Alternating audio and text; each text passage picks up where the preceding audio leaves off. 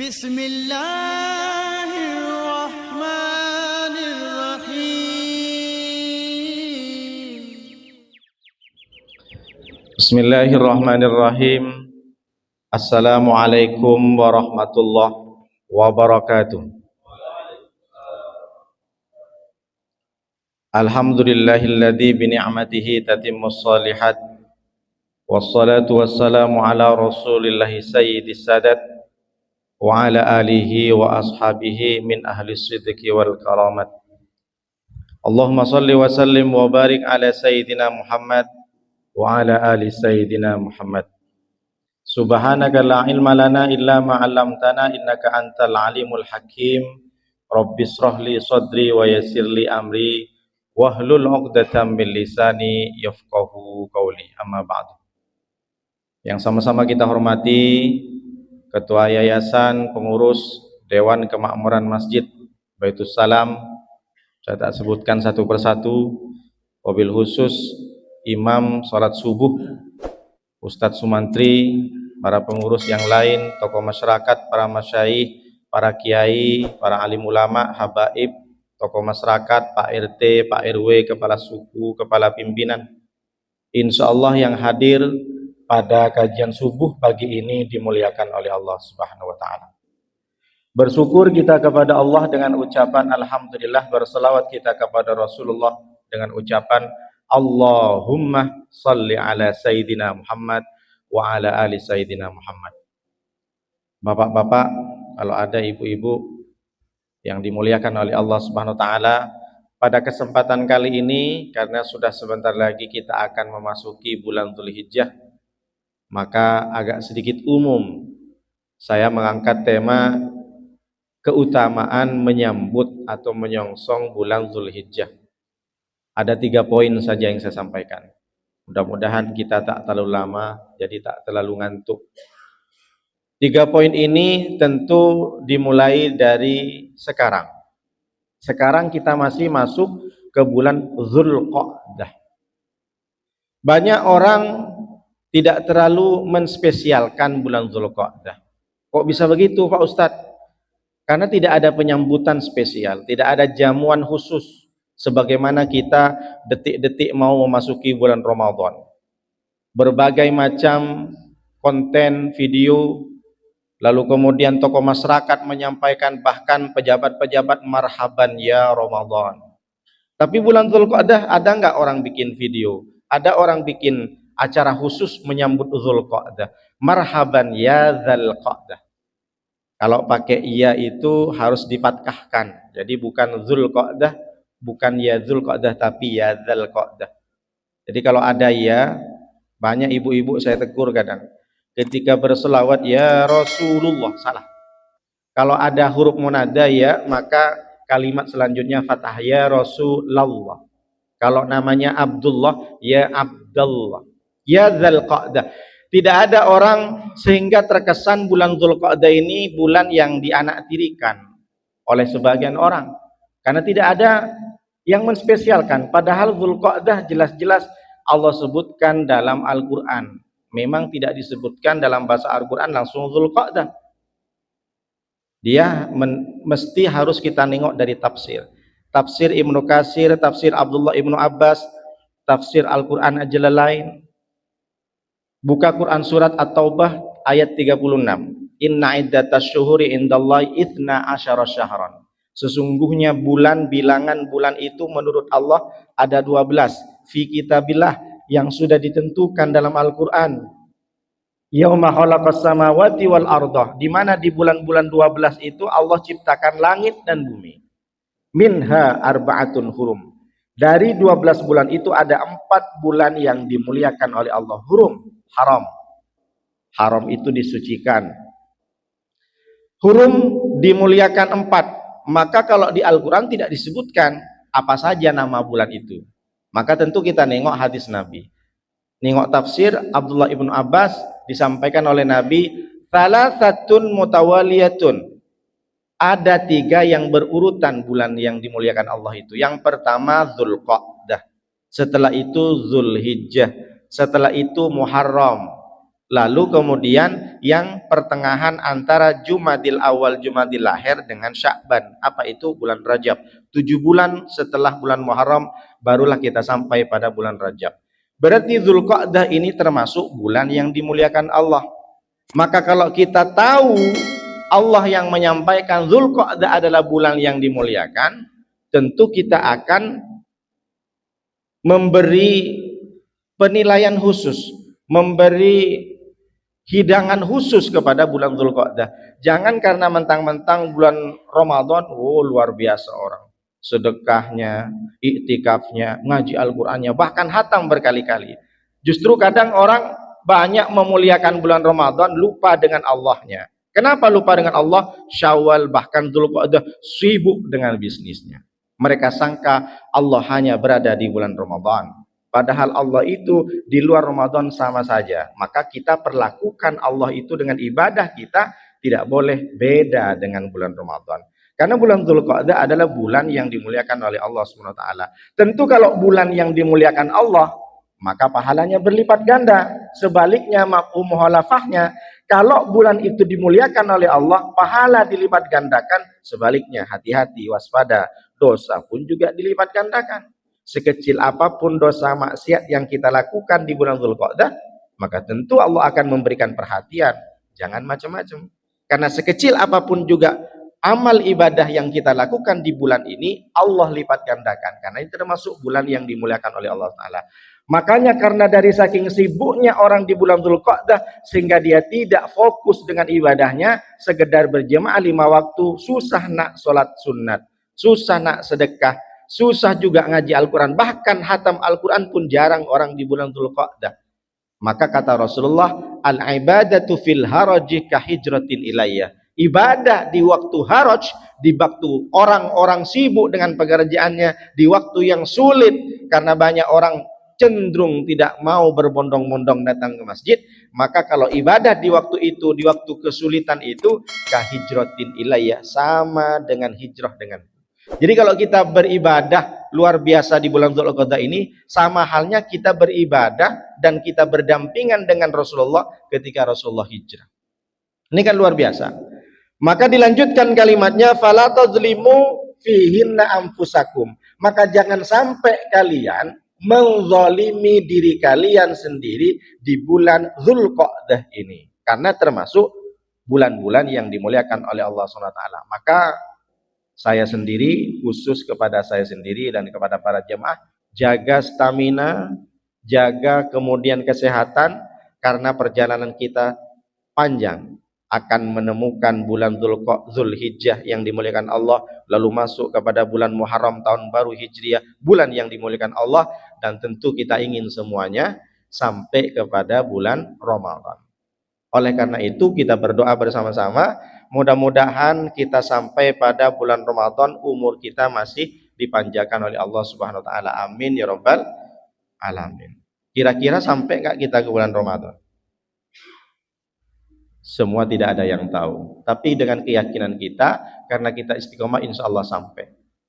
Kita masih belum mungkin diwafatkan oleh Allah. Kira-kira bapak-bapak kalau ditanya takut enggak mati? Orang beriman tidak takut mati. Waj'alil hayata ziyadatan fi kulli khair waj'alil mauta rahatan min kulli syarr. Orang beriman itu cirinya dua, dia tidak takut mati. Kalau umurnya panjang, ibadahnya bertambah. Kalau umurnya sudah selesai sampai di sini ajalnya, limit kehidupannya, maka berhenti dari dosa. Itulah doa yang diajarkan oleh Rasulullah. Allahumma aslih lana dinana alladhi huwa ismatu amrina wa aslih lana dunyana allati fiha ma'ashina wa aslih lana akhiratan allati fiha ma'adina waj'al hayata ziyadatan lana fi kulli khair waj'alil mauta rahatan min kulli syarr. Jadi kalau kita bertambah umur, berarti mestinya ibadah bertambah. Kalau kita ternyata meninggal besok, insya Allah dosa-dosa akan berhenti, semua dihapus oleh Allah SWT. La khaufun alaihim walahum yahzanun. Orang beriman itu tidak pernah kecewa, tidak pernah khawatir, tidak pernah menyesal dengan kehidupannya. Kenapa? Karena dia yakin ibadahnya sudah full maksimal kepada Allah, meskipun kita tidak tahu apakah ibadah kita diterima atau tidak. Maka tentu di bulan Dzulqa'dah ini jangan pernah kita sia-siakan, bapak-bapak, ibu-ibu yang ada. Karena ini termasuk bulan Dzulqa'dah. Yang pertama keutamaannya, kita tinggal 10 hari lagi, maka tentu kita konsentrasikan, fokuskan bahwa bulan Dzulqa'dah ini adalah bulan yang agung, bulan yang mulia. Lalu yang kedua, keutamaan, masuklah kita kepada bulan Dzulhijjah. Sekarang sudah tanggal 22 Dzulqa'dah. Kenapa dinamakan Dzulqa'dah? Diambil dari qa'ada yaq'udu, qu'udan, duduk. Jadi zaman Rasulullah di bulan Dzulqa'dah ini, sahabat-sahabat ini tidak ada yang berperang, semuanya duduk. Banyak, rata-rata di zaman sahabat ini mempersiapkan untuk pelaksanaan ibadah haji. Jadi bulan Dzulqa'dah adalah bulan yang duduk, makanya qa'adun, qa'dah. Maka banyak sahabat ini tidak diutus oleh Rasulullah SAW untuk berperang. Jadi diam saja, pelaksanaan ibadah haji, sebentar lagi persiapkan kesehatan, persiapkan uang saku, uang sangu, dan lain sebagainya. Masuk kita ke bulan Dzulhijjah, kalau sekarang tanggal 22 Dzulqa'dah, maka ada sekitar 10 hari lagi. Berarti kalau tidak salah, karena nanti akan berbeda nampaknya, bapak-bapak. Jadi pelaksanaan Idul Adha berbeda. Ada yang hari Rabu tanggal 28 Juni, ada yang 29 Juni.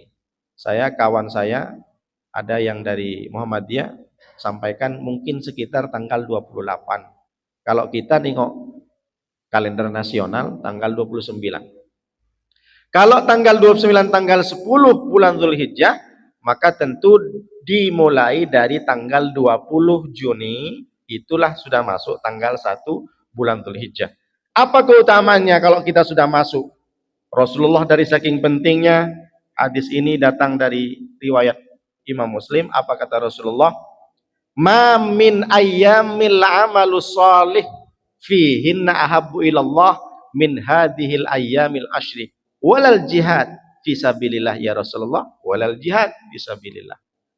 Tidak ada hari untuk beramal soleh, untuk beribadah yang sangat dicintai oleh Allah daripada atau melebihi dari 10 hari di bulan Dzulhijjah. Bahkan sahabat nanya, walal jihad fisabilillah ya Rasulullah, kalau berperang ya Rasulullah masih kalah enggak beramal soleh di 10 hari ini? Iya, walal jihad fisabilillah. Bahkan berperang saja pun masih kalah keutamaannya. Lebih sangat dicintai oleh Allah beramal soleh di 10 hari di bulan Dzulhijjah awal, maksudnya tanggal 1 sampai tanggal 10 bulan Dzulhijjah.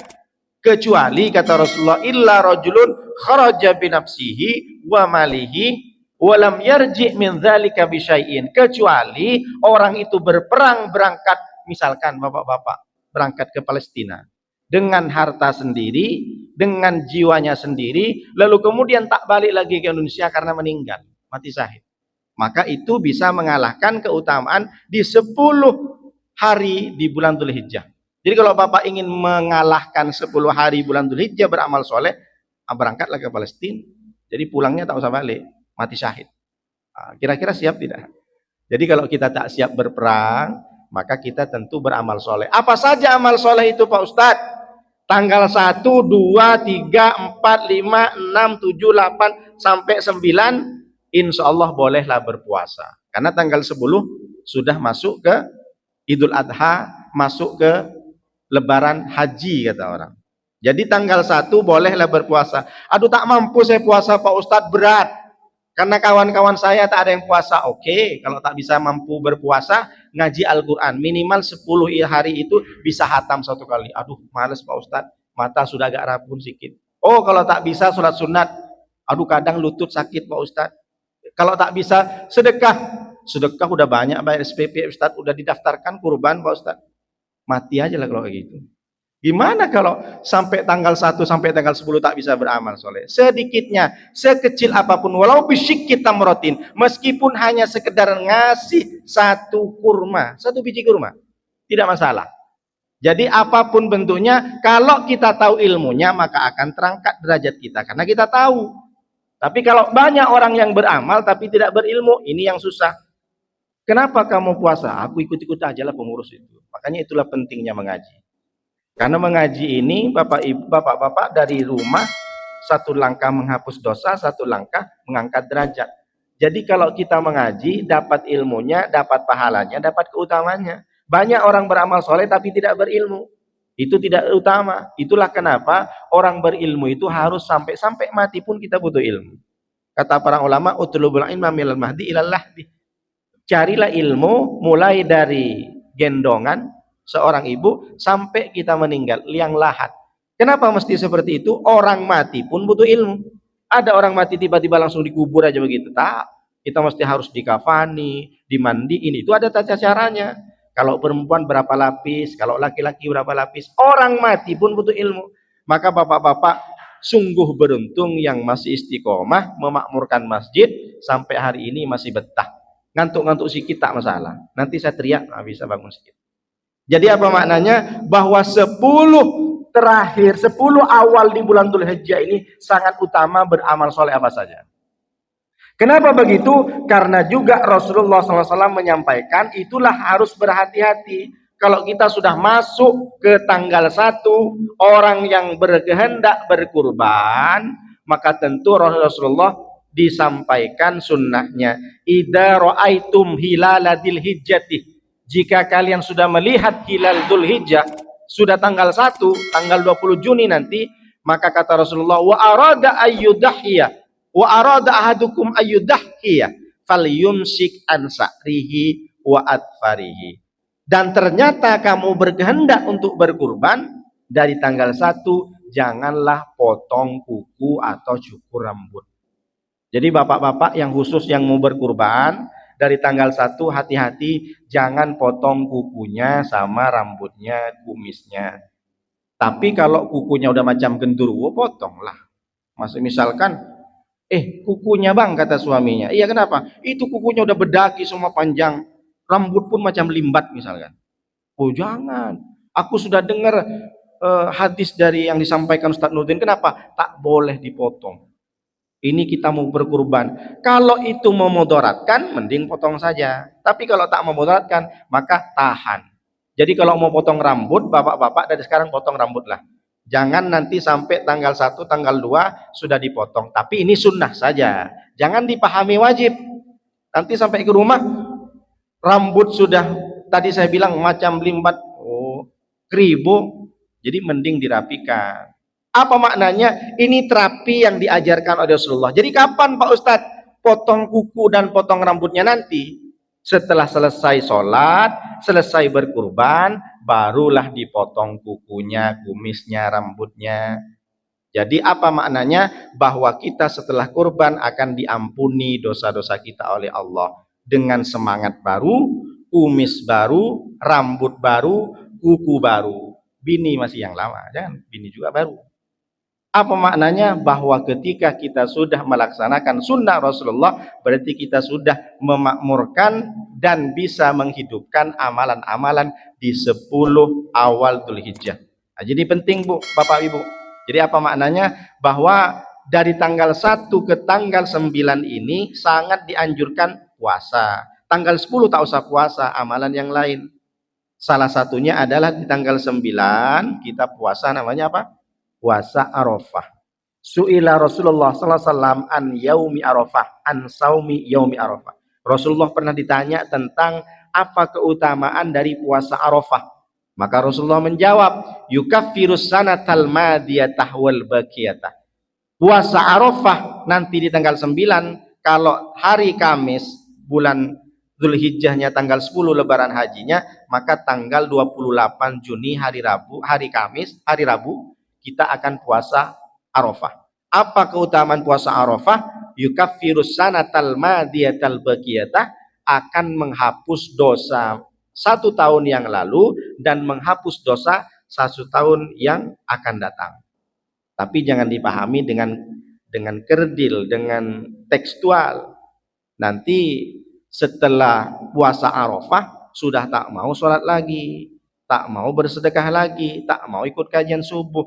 Ditanya sama istrinya, papa kenapa tak mau sholat lagi ke masjid? 1 tahun ke depan aku sudah diampuni dosanya. Kok bisa begitu? Hadis sahih puasa Arafah enggak seperti itu. Jadi seakan-akan seolah-olah kalau kita puasa di puasa Arafah tanggal 9 bulan Dzulhijjah, maka seakan-akan pahalanya 1 tahun ke depan kita tidak punya dosa.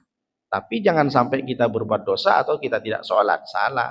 Ini luar biasa. Maka kenapa puasa Arafah itu tinggi pahalanya dan keutamaannya luar biasa? Karena pada saat itu juga orang haji lagi wukuf di Arafah. Mereka sudah tidak bisa beraktivitas lagi, berzikir, bahkan berpuasa. Maka jangan sampai nanti kita akan bisa. Soalnya kalau kita tak sampai ke Mekah, setidaknya kita bisa merasakan apa yang dirasakan orang yang haji di Arafah. Ini pentingnya.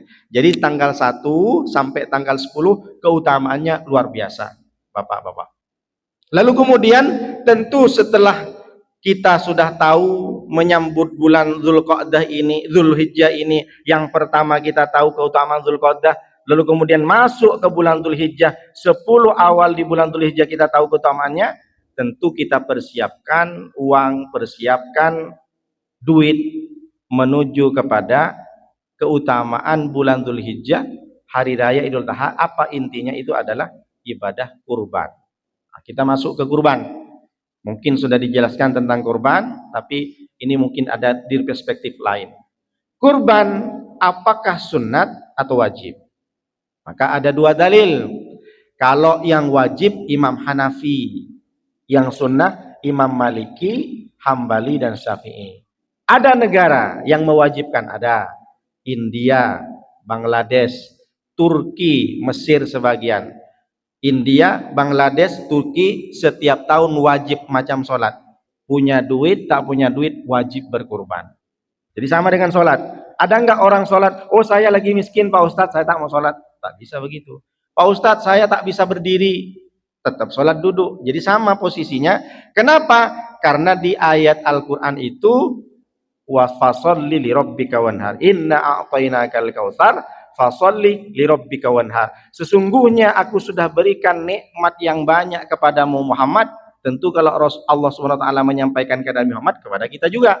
Al-Kautsar, ada 2 yang mengatakan, kata ulama tafsir. Yang pertama, Al-Kautsar itu maknanya telaga Kautsar, la yatmagu abadan. Orang yang minum di telaga Kautsar itu tidak akan pernah haus selamanya. Lalu yang kedua, maknanya Al-Kautsar diambil dari kata katsara yaksuru, katsir, banyak. Nikmat yang banyak, luar biasa. Apa nikmat yang banyak? Orang kadang cenderung mendapatkan nikmat itu dengan harta, dengan istri yang cantik, dengan anak yang banyak. Dalam dirinya tidak dihitung setiap hari ketika sudah bangun tidur. 1 mata saja.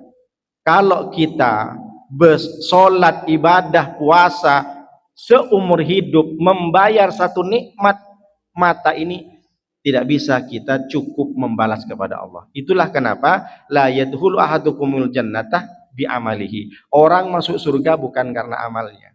Karena nikmat yang dikasih oleh Allah 1 mata saja tak bisa dibalas dengan sholat beratus-ratus kali.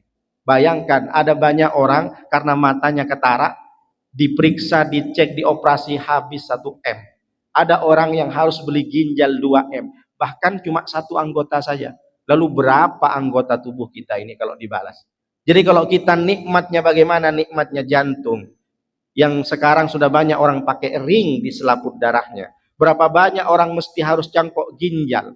Berapa anggota tubuh di dalam tubuh ini agar kita bisa bergerak. Kalau kita balas 1 kenikmatan anggota tubuh dengan sholat beratus-ratus tahun pun tak cukup. Maka kita masuk surga bukan karena amal kita. Kita masuk surga karena rahmat Allah, karena kasih sayang Allah dan kemuliaan Nabi Muhammad SAW. Kalau kita hidup 60 tahun dan Allah memberikan kita dengan seri, kamu ibadah 60 tahun, maka aku bayar di surga 60 tahun saja di surga. Berarti Allah tidak salah. Karena sesuai dengan amal kita. Ternyata kita di surga khalidina fiha, forever, sepanjang dunia ini ada. Maka kita masuk surga bukan karena sholat kita. Tapi jangan gara-gara ini tak mau sholat. Tidak. Cara kita untuk menyolok rahmat Allah, cara kita untuk mendapatkan karunia Allah tentu dengan sholat. Tentu dengan ngaji, tentu dengan istiqomah, tentu dengan kajian subuh. Kata Allah, Muhammad, aku sudah berikan nikmat yang banyak, wahai manusia. Aku sudah berikan banyak nikmat kepadamu. Dulu kamu tak punya apa-apa, sekarang kamu sudah punya rumah, sudah punya istri, sudah punya anak. Maka fasholli li rabbi wanhar.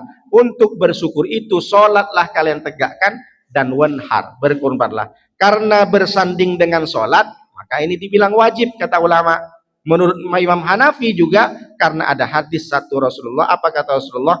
Man wajadah sa'atan falam yudhih fala yaqrabanna musallana. Siapa yang dapat rezeki yang lapang, falam yudhih, lalu kemudian tidak berkurban, fala yaqrabanna musallana, maka jangan pernah dekatin tempat salatku kata Rasulullah. Menggunakan non taukid. Non taukid ini penekanan, berarti ada wa'id, ada tahdid, ada ancaman dari Allah. Kalau Allah memberikan ancaman berarti wajib. Maka dalil yang mengatakan kurban wajib karena Rasulullah ada hadis seperti ini. Ini yang pertama wajib. Lalu yang kedua hukumnya sunnah muakkad. Apa dalilnya Pak Ustadz? Dalilnya kata Rasulullah SAW, hunna alayya salasun hunna alayya faraidu. Ada 3 amal ibadah yang untukku itu wajib. Wa tatawu'un wa lakum tatawu'un, dan untuk kalian 3 amal ini sunnah saja. Apa itu? Sholatul witri wan nahru wa sholatud duha. Jadi kata Rasulullah, 3 amal ibadah ini, sholat witir, kurban, sholat duha, wajib untukku. Berarti Rasulullah tak pernah meninggalkan yang 3 ini. Tapi tatawu'un sunnah kepada kalian, kalau kalian tak perlu wajib. Karena tak banyak orang bisa mampu untuk sholat duha seumur hidupnya, terus menerus. Susah, sibuk Pak Ustadz, disuruh bos keluar. Belum lagi kalau orang yang ada di pejabat, tanda tangan banyak Pak Ustadz, tak sempat sholat duha. Apalagi witir. Witirnya setahun sekali kapan? Bulan Ramadan. Apalagi kurban. Kurban ini luar biasa Bapak-bapak. Sekali sudah dapat kekayaan, masih banyak dipikirkan yang lain. Nanti ketika sudah sampai di bulan haji, kenapa kok tak kurban? Aduh Pak Ustadz, saya belum akikah Pak Ustadz. Karena akikah dulu, karena lahir Pak Ustadz. Sampai tahun kemudian, kenapa kok tak kurban? Akikah belum Pak Ustadz. Itu terus alasannya. Sholatnya, kalau sholat tahan sampai berkali-kali, puasa tahan sampai berhari-hari, kemudian ngaji Al-Quran tahan, tapi ketika sudah sedekah, ada sumbangan, ada orang menyampaikan sumbangan gotong royong segala macam, udah kumat penyakitnya, sakitlah perut, sakit kepala, susah kalau orang bersedekah, bukan di sini. Itulah penyakit. Makanya saya sudah sampaikan di kajian pertama, potensi kita dalam diri kita tuh ada syuhun, pelit. Pelitnya bukan harta sendiri, tapi pelit kepada orang lain. Apa maknanya? Bahwa ketika kita sudah sampai di bulan Dzulhijjah, maka perhatikan betul-betul tentang bagaimana kita berkurban. Kalau kita nengok dengan nikmat yang kita dapatkan tak sebanding. Kalau sekarang mungkin 3.500.000 dengan uang operasionalnya. Makanya lebihkan. Nanti kalau tidak dilebihkan, takut nanti itu mengambil dari daging kurbannya. Upah yang tukang jagal pun begitu. Upah tukang jagal tak boleh diambil dari kulitnya. Man ba'ajil da'athiyatihi fala adhiyatalah. Orang yang menjual kulitnya itu tidak ada kurban baginya. Jadi kulit pun harus dibagikan kepada warga, dibagikan kepada fakir miskin. Jadi ketika kita sudah berkurban, maka tentu kita harus tahu mana lebih utama. Banyak tanya, lebih utama kurban atau akikah Pak Ustadz? Saya sampaikan, pasti lebih utama kurban kalau sudah sampai waktunya bulan Dzulhijjah. Karena kalau akikah kapan saja bisa. Tapi kalau kurban sudah sampai bulan Dzulhijjah ini, tetap lebih utama kurban. Dan kalau akikah itu kan memang kewajibannya orang tua. Kullu mauludin murtahanun bi akikatihi. Setiap anak yang lahir digadai dengan akikahnya. Berarti yang wajib sebenarnya adalah orang tua kita. Kalau tak sempat kita boleh akikah sendiri kata Imam Nawawi. Boleh silahkan. Jadi kalau ditanya lebih utama mana Pak Ustadz? Lebih dulu kurban saja. Tak masalah. Jadi jangan terpaku kepada masa akikah. Banyak orang tak kurban karena belum akikah. Jadi kalau akikah. Tapi kalau bapak-bapak sudah besar seperti ini, boleh akikah Pak Ustadz sendiri boleh. Yang penting jangan minta gendong juga. Nanti ibu-ibu, Pak saya mau akikah, iya. Tapi nanti pas akikah disembelih ketika kenduri saya minta gendong bang ya. Minta gendong habis itu marhabanan. Enggak, tak usah, udah besar. Tak usah digendong, anak kecil aja. Minta potong rambut, minta gendong. Nah, tak masalah. Tak masalah gimana Pak Ustadz? Tak boleh. Putus nanti tali gendongannya. Jadi kita lebih utama untuk kurban. Lalu kemudian kurban itu Pak Ustadz siapa yang disunnahkan? Kepada siapa? Ada 4 syaratnya. Yang pertama, orang yang mesti harus berkurban dia mampu menafkahi dirinya sendiri. Yang kedua, dia mampu menafkahi istri dan anaknya, ada uang belanja untuk makan. Yang ketiga, menafkahinya itu sampai 4 hari. 10 Dzulhijjah, 11, 12, 13. Yang keempat, ada duit untuk beli korban. Banyak orang dari pengen utamanya berkorban sampai ngutang, tak boleh, apalagi kredit. Jangan dipaksakan karena ini sunnah muakkad, bukan wajib saja. Jadi 4, 1 dia bisa menafkahi dirinya, 2 dia bisa menafkahi istri dan anaknya, yang ketiga dia mampu menafkahi anak istri dan dirinya sampai 4 hari ke depan. Kalau tak punya duit sama sekali Pak Ustadz, tiba-tiba tanggal 13 tanah yang di belakang rumahnya laku Pak Ustadz 1 M. Oh, pasti harus wajib, kecuali sudah lewat dari maghrib tanggal 13. Ini kadang orang ada potensi pelit dalam dirinya. Pak Haji, bukannya Pak Haji itu sudah jual tanahnya 1 M? Iya, berarti kurban lah Pak Haji. 1 M itu beli sapi luar biasa Pak Haji. Aduh nanti tapi bayarnya transfernya habis maghrib katanya. Padahal orang itu sudah mau bayar. Jangan bayar sekarang, bayar nanti habis maghrib biar aku tak masuk ke kategori berkurban. Oh, pelit kali orangnya.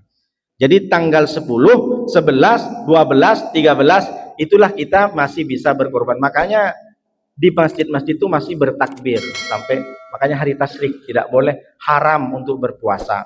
Karena di bulan Dzulhijjah ini haram berpuasa tanggal 10, tanggal 11, tanggal 12, 13. Dan bedanya lagi keutamaan di bulan Dzulhijjah, setelah dari subuh bapak-bapak, ibu-ibu jangan makan. Kata Rasulullah, idza kana yaumul fitri lam yahruj hatta ya'kula syai'an. Kalau Idul Fitri jangan keluar rumah kecuali sudah makan di rumah.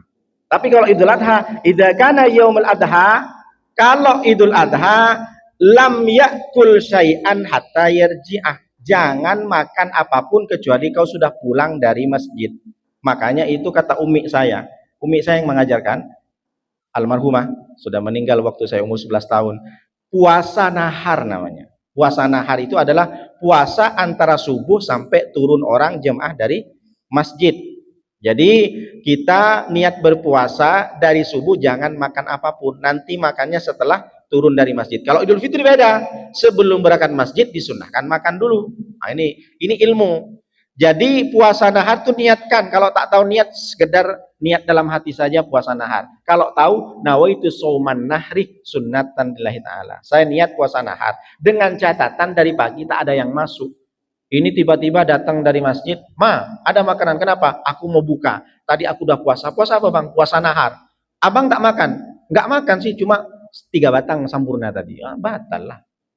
Memang tak makan, tapi sudah makan kolak misalkan 1 mangkok. Tak makan nasi, batal. Jadi pastikan sebelum sholat Idul Adha tak makan apapun, bapak-bapak. Jadi pulang dari rumah, barulah apa yang dimakan. Kata Rasulullah SAW, ida roja'ah akalah min kabidi adhiyatihi. Kalau sudah pulang dari masjid setelah sholat Idul Adha, maka makanlah hati kurban. Nah, ini sunnahnya. Aduh, belum matang Pak Ustadz, ambil. Kalau memang ikut sunnah Nabi, tunggu orang berkurban. Kalau bapak yang berkurban, langsung minta hatinya. Minta hatinya. Kenapa hati yang dipilih oleh Rasulullah? Karena hati lebih cepat matang. Karena setelah diambil hatinya, dicampur ditaburin limau, ditaburin garam, bakar. Cepat. Kalau daging lama. Jadi Rasulullah setiap tahun selesai sholat ambil daging kurban yang hatinya dimakan. Emang boleh Pak Ustadz? Iya boleh. Karena orang yang berkurban dapat 1/3. Jadi orang berkurban, kurban sapi, kurban kambing, dapat 1/3. Yang 1/3 untuk dirinya, 1/3 untuk kerabat, tetangga, dan lain sebagainya, 1/3 untuk fakir miskin di luar. Jadi boleh, tapi jangan berlebihan. Ini kadang ada orang berkurban, Pak pengurus, iya, saya kan kurban sapi 1, iya. Tolong Pak pengurus kepalanya antar di rumah. Oh, pahanya juga Pak Ustadz, iya. Rusuk-rusuknya Pak Ustadz, akhirnya yang tinggal babat saja sama kulit. Kalau ada model seperti ini jemaah, jangan suruh antar ke masjid lagi kurbannya. Suruh sembelih sendiri, cincang sendiri, masak sendiri, mati sendiri. Ini luar biasa, sudahlah dari awal komplainnya luar biasa, malah minta ini minta itu. Memang boleh, tapi 1/3. Kalau lebih utama tak perlu minta-minta. Jangan seperti mintal orang miskin.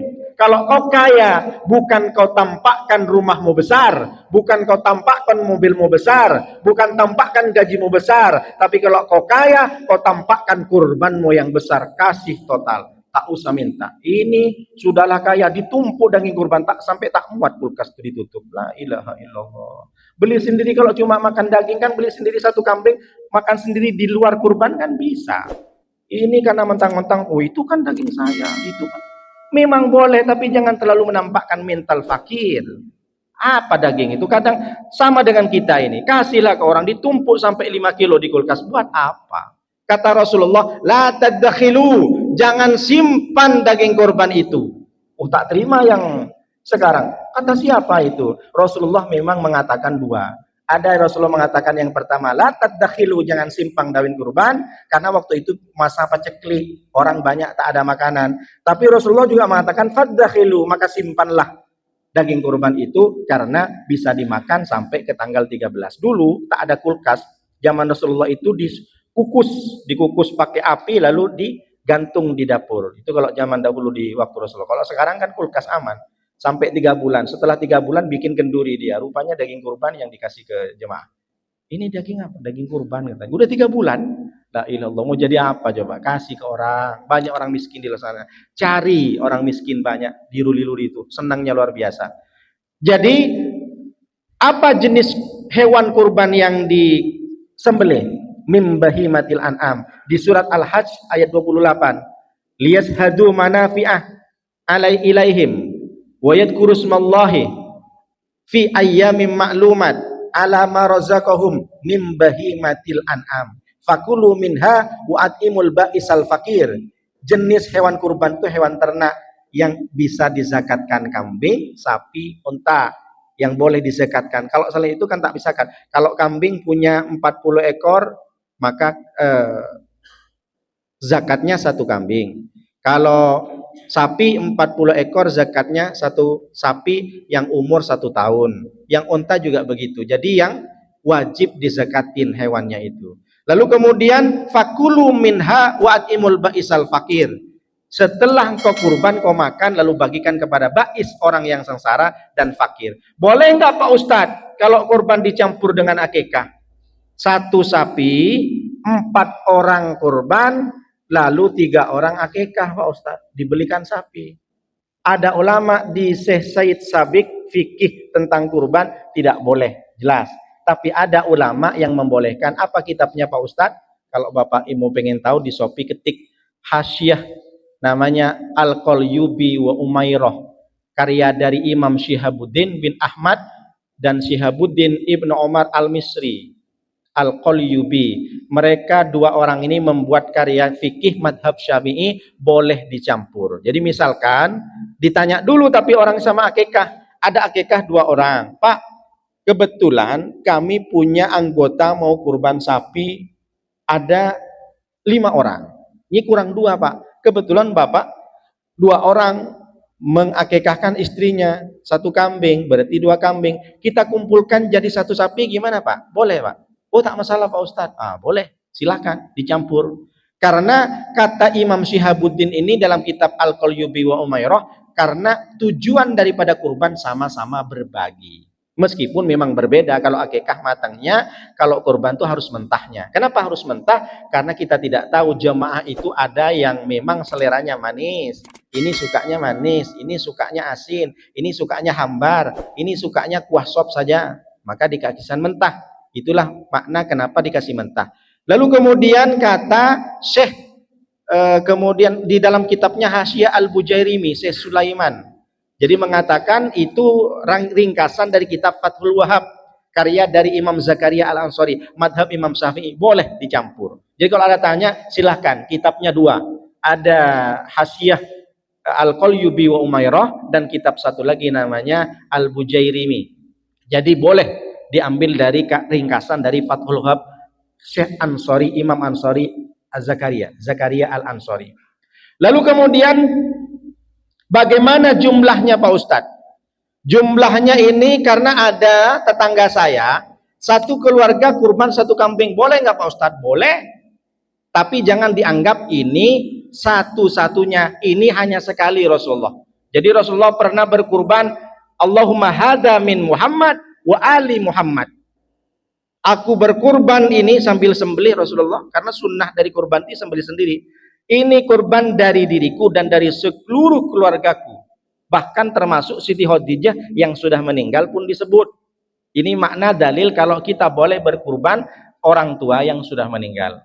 Kata Imam Maliki, la yamna'ul mautat taqarruba ilallah ka sadaqati wal haji. Karena berkurban untuk orang meninggal tidak mencegah, tidak menolak orang yang sudah mati bisa juga mendekatkan diri kepada Allah. Sama dengan halnya sedekah dan haji. Jadi kalau kita sedekahkan untuk orang mati mesti sampai, karena orang mati pun masih butuh transfer pahala dari kita. Itulah kenapa kalau ada orang bikin masjid, dia sudah meninggal, dia masih dapat transfer pahalanya. Setiap orang sujud karena dia pernah menyumbang ke Masjid Baitus Salam, dia dapat pahalanya.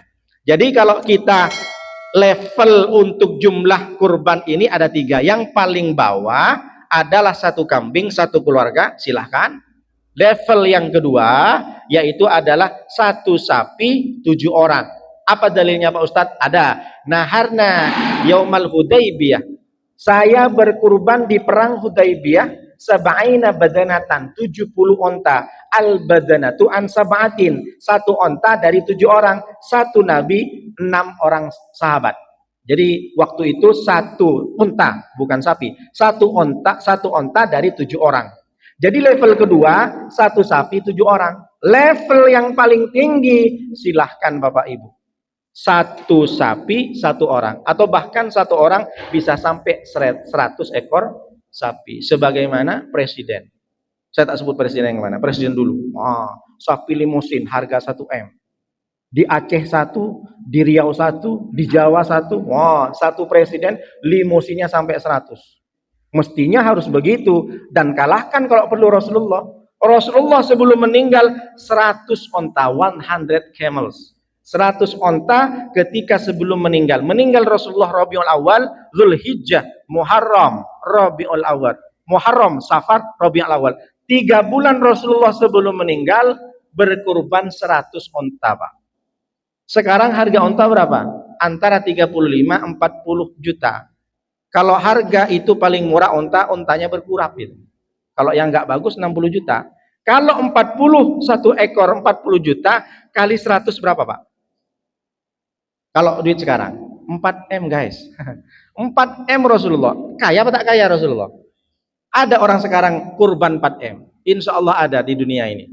Jadi jangan disangka Rasulullah miskin. Sebelum meninggal Rasulullah 63, Rasulullah menyembelih sendiri 37 diberikan kepada Sayyidina Ali. Ali lanjutkan. Jadi meskipun Ali yang mesembelih, itu tetap kurban Rasulullah SAW. Kenapa mesti harus berkurban sampai banyak-banyak seperti ini, bahkan levelnya banyak?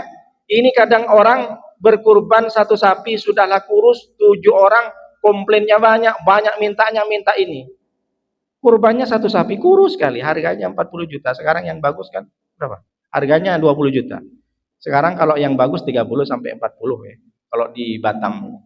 Ini pun sudahlah kurus, dikeroyok 7 orang. Bukan tak boleh, silahkan. Itu level kedua. Jadi kalau ada orang yang kurban, Pak, saya kurban Pak, pengurus berapa? 100 ekor Pak. Apa Pak? Sapi, onta, atau kambing? Ayam Pak Ustadz.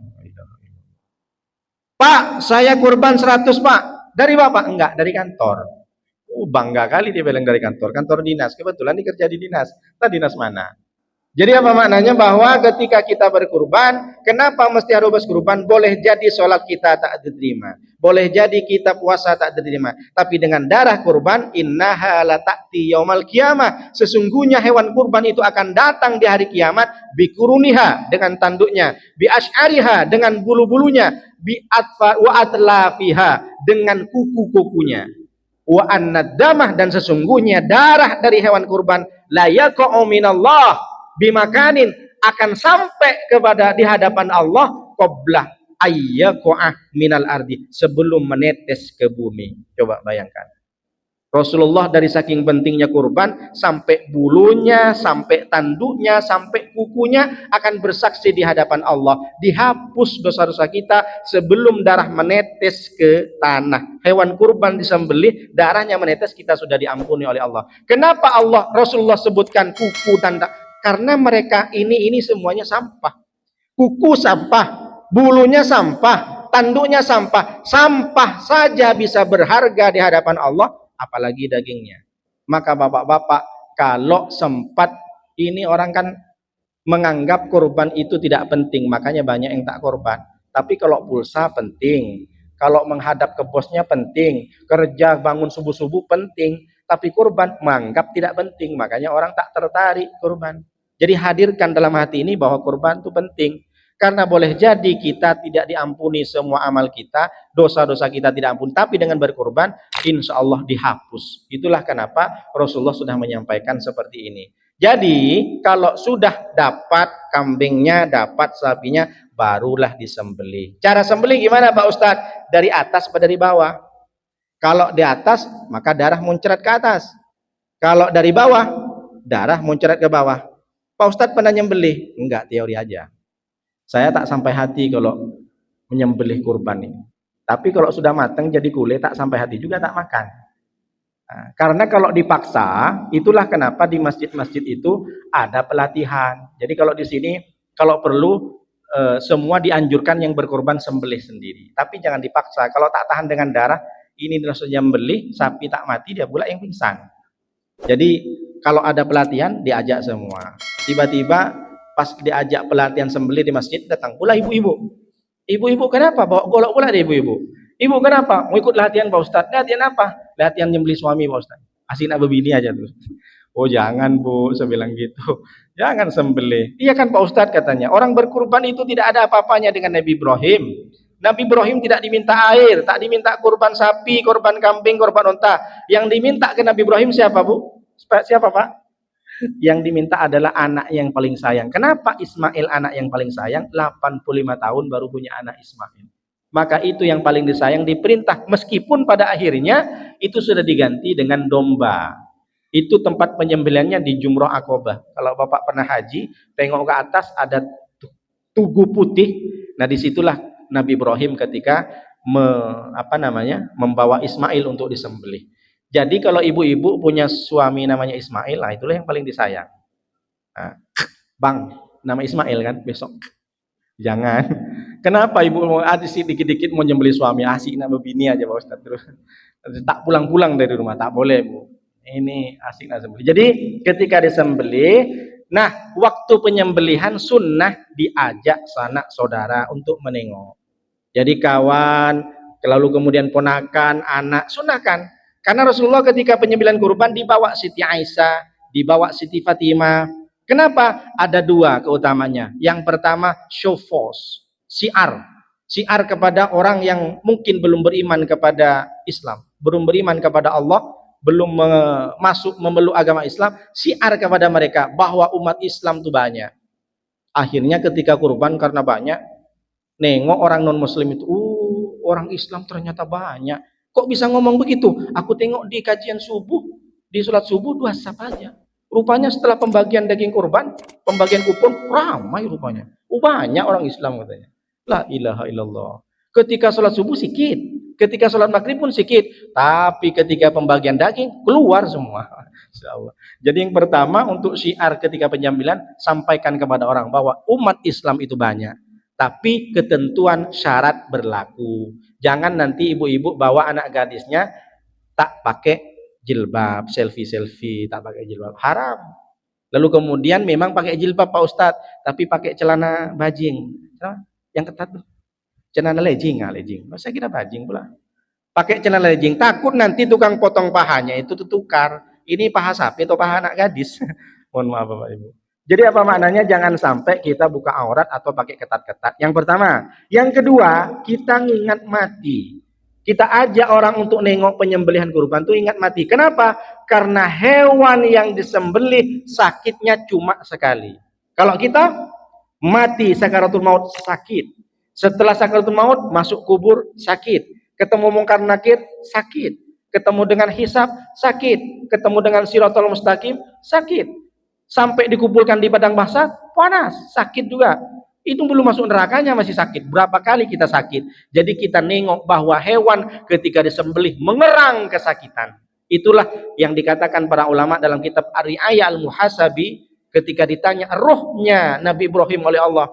Ya Ibrahim, kaifa wajadtal maut? Ibrahim, bagaimana kau merasakan sakitnya sakaratul maut? Kata Nabi Ibrahim, saya tak hafal bahasa Arabnya, kata Nabi Ibrahim, bagaikan setrika yang panas ditaruh di kain wol yang tebal yang basah langsung kering.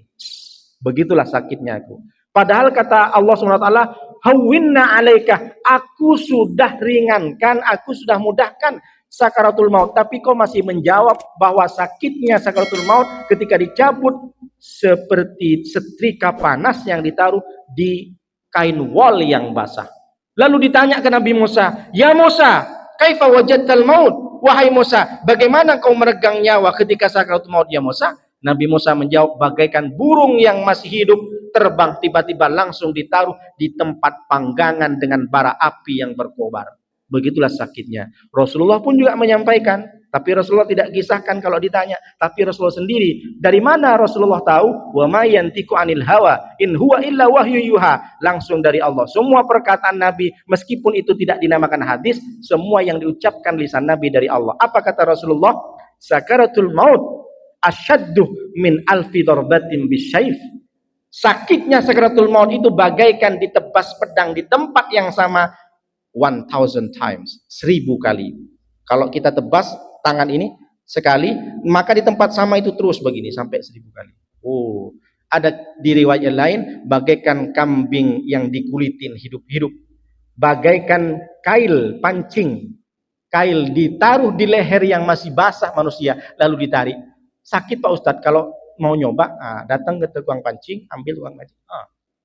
Kalau pengen tahu rasanya bagaimana, begitulah sakitnya sakaratul maut. Makanya kita diajarkan oleh Rasulullah, Allahumma hawinna fi sakaratil maut, wan najata minan nar, wal afwa indal hisab. Ya Allah, mudahkan saya di sakaratul maut dan selamatkan saya dari api neraka, wal afwa indal hisab, dan berikan ampunan kepada saya ketika interogasi. Jadi kalau kita sudah selesai sembelih, barulah kita bagikan. Dibagi ke siapa Pak Ustadz? Sudah dibagi kepada anggota panitia, rupanya pulang dari rumah itu ada 5 kantong masih tersisa. Kok tak dikasih? Oh ternyata di sana non muslim Pak Ustadz. Oh kenapa tak dikasih? Kita tanya dulu sama panitia.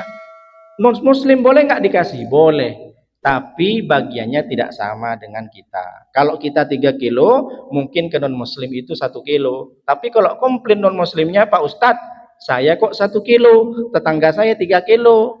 Oh, kalau Bapak mau 3 kilo, pakai password dulu. Apa passwordnya? Asyhadu alla ilaha illallah wa asyhadu anna, baru bisa 3 kilo. Oh gitu Pak Ustadz, ya udahlah ucapin Ustadz katanya. Akan dapat daging kurban diucapin syahadat, besoknya enggak lagi, masuk lagi dia ke non muslim. Jadi boleh, silahkan boleh. Jadi jangan sampai nanti kita terkotak-kotakkan. Ini menunjukkan bahwa berbagi itu tidak memilih-milih siapa. Karena yang tak boleh itu kalau korban dari non muslim, misalkan ada datang di sini bacalek, kebetulan bacaleknya non muslim, Pak Ustadz, saya mau kurban sapi 2, diterima tak? Terima. Tapi nanti ketika sembelih jangan atas nama dia. Silahkan dulu akad entah atas nama Pak Ustadz Sumantri atau pengurus yang lain. Bismillah, jadi dapat pahalanya. Atau atas nama pengurus 7 orang, sapi 1. Dengan catatan tidak ada unsur, tidak ada kontrak politik. Ini kalau ada kontrak politik, nanti kalau tak nyoblos saya, ketahuan di tempat sini tak nyoblos saya, diminta lagi mengurus, itu bahaya. Tanya dulu betul-betul akadnya, Pak. Ini betul tidak ada unsur politik, tidak ada. Saya kasih aja biar di sini dapat daging kurban semuanya. Itu baru. Karena kita kalau hutang budi itu sampai mati. Apa kata pepatah? Hutang pisang emas bawa berlayar, masak sebiji dalam peti. Hutang emas dapat dibayar, hutang budi sampai mati. Takut nanti ada tuntutan lagi. Nah, itulah pentingnya akad. Dari awal sudah penting. Muncul masalah, sapi kabur. Oh, gimana tuh? Sudah sampai di sini, sapinya kabur. Bagaimana, siapa yang tanggung jawab? Makanya dari awal sudah jelas, akadnya jelas. Yang jaga sapi juga jangan hanya dikasih upah dari daging, tak boleh. Sama dengan tukang jagal dikasih upah dari kulitnya, dari kepalanya, tak boleh. Haram. Jadi harus jelas yang tukang jagal itu upahnya berapa. Makanya yang berkurban lebihkan kalau ada duit. Ini nanti sumbang untuk upahnya. Karena upah itu berbeda dengan hadiah. Upah dari daging kurban tak boleh. Dari kulit sapi tak boleh. Sama dengan kulit. Kulit tak boleh jual, harus dibagikan rata. Kalau ternyata sekomplek ini tak ada yang mau kulit dibagikan, jijik Pak Ustadz. Nanti dikasih kulit tak taunya dibuang, bau. Jadi mending nanti kalau memang semua tak mau kulit daripada dibuang, maka carilah tempat orang yang mengadopsi kulit, www.kulit.com. Diambil, mungkin dibuat beduk, dibuat jok, lalu diambil duitnya, baru dibagikan ke fakir miskin. Orang fakir miskin pun mau kulit Pak, tak mau Pak, jijik Pak Ustadz. Duit, mau Pak Ustadz, katanya. Jadi gantikan uang, tapi harus akad dulu. Akad ini penting, sama dengan orang menikah. Hanya dengan mengatakan saya terima nikahnya anak fulan binti fulan, sah, boleh. Jadi kan cuma logat, sigat. Hanya mulut saja kita mengatakan. Sama dengan di awal, nanti sudah jelas. Nanti kalau hilang siapa yang tanggung jawab? Kalau memang dari yang orang berkurban, tak apa-apa Ustadz, kalau hilang memang bukan rezekinya, kami tak menuntut. Sempat nanti hilang dituntut pengurus, dan harus ganti. Makanya dari awal di rapat itu berkali-kali disampaikan. Yang tukang jaga honornya lain. Jangan rokok sama kopi saja. Hilang tak tahu dia. Dikasih rokok sama kopi misalkan. Untuk suruh jaga sapi. Tiba-tiba hilang sapi. Kemana Pak hilang? Saya tak tahu lah. Cuma rokok sama kopi aja. Gimana saya mau tengok? Saya mau jaga. Makanya harus jelas. Dikasih satu malam 300. Mau senang dia dijaga terus. Tak tidur dia. Tengokin sapi dia. Sempat kabur. Dikejar dia. Karena dia yang tanggung jawab. Jadi mesti harus ada akad dari awal. Dan sama dengan kulit-kulitnya, jangan karena dia menjaga, ini kulitnya, ini pahanya, jangan sampai bapak-bapak hati-hati daging kurban bisa haram kalau bapak ngambil sendiri tanpa kesepakatan. Sama dengan ketika untuk dimasak. Kalau dimasak itu harus tanya dulu, diambil sapi yang mana, kambing yang mana. Tanya, Pak nanti sapi yang ini, kambing yang ini mau dimasak ya. Oh tak apa-apa Pak Ustadz, tak masalah. Jangan sampai kita ngambil aja, ini. Siapa korbannya itu? Tanya, dimakan, tak boleh. Makanya panitia itu harus tanggung jawabnya besar. Jangan asal jadi panitia, harus legowo. Jangan asal ngambil. Karena ini bikin untuk kuat, jamu kuat, bisi kuat stamina, diambillah telurnya kambing. Nah, itu juga bagian dari daging kurban. Kalau tak pamit haram. Maka tunggu kupon saja. Jadi tunggu kupon. Kecuali memang yang berkorban itu boleh sepertiga. Bagaimana? Diukur sendirilah. Makanya pentingnya rapat panitia. Mudah-mudahan kita semua yang sudah berkurban, Allah ampuni dosa-dosanya. Insya Allah dengan daging kurban, darah kurban, bulunya, kukunya, menjadikan kita akan diampuni dosa-dosanya. Jadi nanti ketika kita sudah selesai berkurban, maka potonglah kukunya, potonglah rambutnya. Ini terapi dari Rasulullah agar semua yang dianggap dosa-dosanya bisa tergugurkan. Nanti kalau ada pertanyaan, Bapak-bapak sambil kita ngobrol di sana saja. Karena jam sudah menunjukkan syuruk. Demikian yang saya sampaikan, mudah-mudahan bermanfaat. Kalau ada pertanyaan silahkan, bisa sampai 6:30. Saya siap untuk melayani. Kalau di sini mungkin tak cukup ya. Karena sudah ini sudah siap sarapan. Terima kasih. Mohon maaf atas segala kata-kata mungkin ada tersinggung. Saya manusia biasa. Kalau ada salah datang dari saya, yang benar datang dari Allah Subhanahu wa taala. Bismillahirrahmanirrahim. Alhamdulillahirabbil alamin wassalatu wassalamu ala asrofil anbiya wal mursalin wa ala alihi washabihi ajmain hamdan syakirin. Hamdan na'imin hamdan yuwafi ni'amahu kafi mazidah. Ya Rabbana lakal hamdu kama yanbaghi li jalalika wa 'azimi sultanik. Allahumma shalli wa sallim wa barik ala sayyidina Muhammad wa ala sayyidina Muhammad. Allahumma yassir wa la tu'assir, sahil umurana umur din wa dunya wal akhirah. Bismillahilladzi la yadurru ma ismihi syai'un fil ardi wa la fis samai was samiul alim. Hasbunallahu wa ni'mal wakeel, ni'mal maula wa ni'man nasir. Wa la haula wa la quwwata illa billahil 'aliyyil 'azim. Allahumma aslih lana dinana allati wa ismatu amrina wa aslih lana dunyana allati fiha ma'ashina wa aslih lana akhiratana allati fiha ma'adina waj'al hayata ziyadatan lana fi kulli khair waj'al al-mauta rahatan min kulli syarr. Allahumma rabbana adkhilna mudkhala sidqin wa akhrijna mukhraja sidqin waj'al lana min ladunka sultanan nasira. Rabbana atina fid dunya hasanah wa fil akhirati hasanah wa qina adzabannar. Subhanaka rabbika rabbil izzati amma yasifun wa salamun alal mursalin walhamdulillahi rabbil alamin. Al-Fatihah. A'udzubillahi minasyaitonir rajim. Bismillahirrahmanirrahim. Alhamdulillahirabbil alamin arrahmanir rahim maliki yaumiddin iyyaka na'budu wa iyyaka nasta'in ihdinas siratal mustaqim siratal ladzina an'amta 'alaihim ghairil maghdubi 'alaihim waladdallin. Demikian hadanallahu ilaikum ila tariqil mustaqim. Wassalamualaikum warahmatullahi wabarakatuh. Waalaikumsalam. Mestinya selesai. Kalau satu kakak saja anggaplah 5 juta selesai.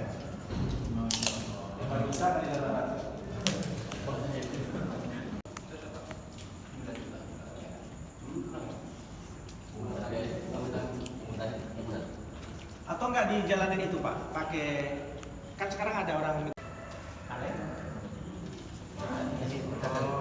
iya, nanti 1 bulan atau setengah bulan diambil.